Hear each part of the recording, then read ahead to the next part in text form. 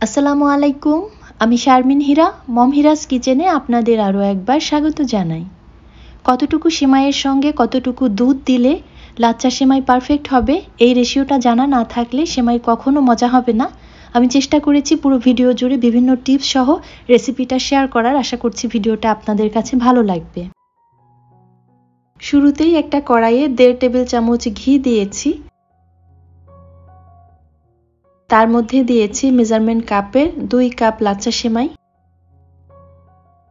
সেই সাথে দিয়েছি 1 কাপের 4 ভাগের 1 ভাগ চিনি, 1 টেবিল চামচ কাঠবাদাম কুচি, 1 টেবিল চামচ পেস্তা বাদাম কুচি, 1 টেবিল চামচ কিশমিশ।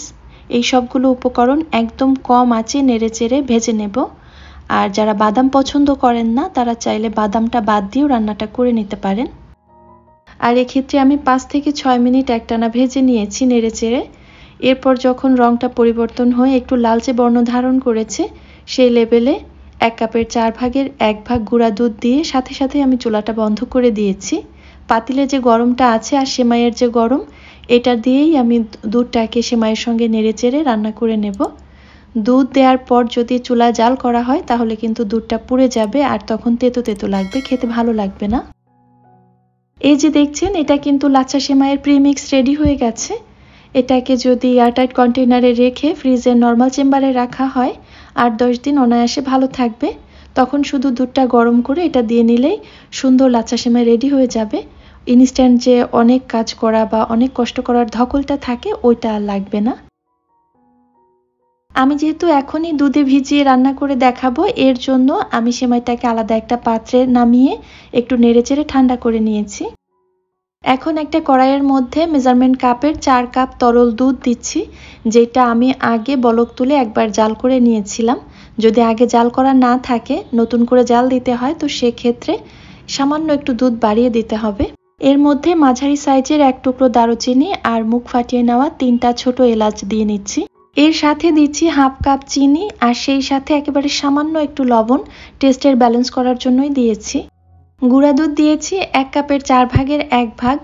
দুধ যদি খুব বেশি ঘন হয়ে থাকে গুঁড়া দুধটা না দিলেও চলবে। আর বাজারের প্যাকেট দুধ যদি হয়ে থাকে তো সেক্ষেত্রে গুঁড়া দুধ অবশ্যই মেশাতে হবে, কারণ অনেক সময় দুধটা পাতলা থাকে। আর সেই সাথে দিয়েছি হাফ চা চামচ রোজ ওয়াটার। গোলাপ জলটা দিলে একটু শাহি ঘ্রাণ আসে, চাইলে স্কিপ করতেও পারেন। ভালোভাবে বলক তুলে আমি 2 থেকে 3 মিনিটের জন্য জাল করে নিয়েছি। এরপর চুলাটা বন্ধ করে দিয়ে নেড়েচেড়ে দুধটা ঠান্ডা করে নেব।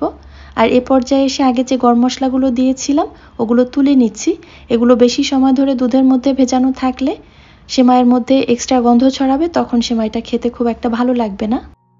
দুধটাকে আমি একেবারে ঠান্ডা করে ফেলবো না, কুসুম গরম থেকে একটু গরম থাকবে ওই লেভেলে নামিয়ে নেব। ওইটা বোঝার উপায় হচ্ছে একটা আঙুল চুবিয়ে দেখতে হবে।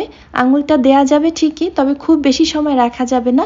ওই লেভেলটাই পারফেক্ট সময়, একদম ঠান্ডাও না খুব বেশি গরমও না। সেমাইটা আগে যে ভেজে রেখেছিলাম ওটা একেবারে ঠান্ডা হয়ে গেছে।